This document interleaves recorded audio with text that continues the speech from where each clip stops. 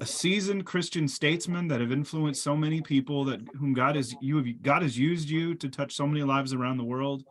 But I'd like to hear a bit of your story, how you came to know the Lord, and you allude to that in your book that we're going to be talking about, but how you came to the Lord and how God called you to work where you're at with those in poverty.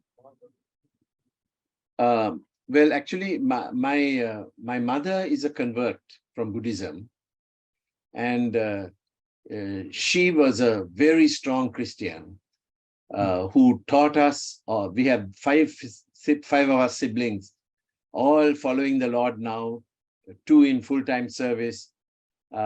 She taught us the scriptures. She, from the time we were children, and it was she who led me to Christ. And so that's my background. That's how I came to know the Lord. And then how did he call you into where you're at now? You said you were trained in academics in the West, but God called you to work with the poor in Sri Lanka. Yeah. From the time I was a child, I was uneasy about, my family is not rich, but they are fairly affluent.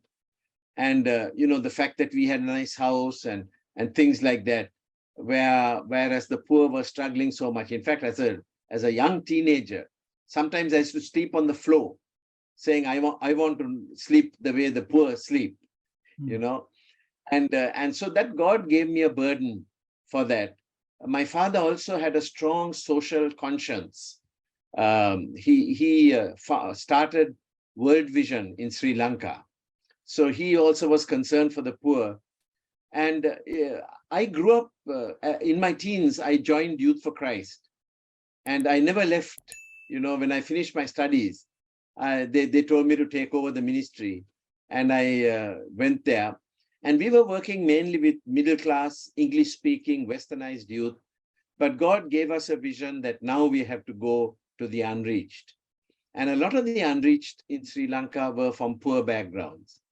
So that's what we gave ourselves to, how to proclaim the gospel in a way that is understandable to them, that is appealing, and also helps them to grow up to be leaders.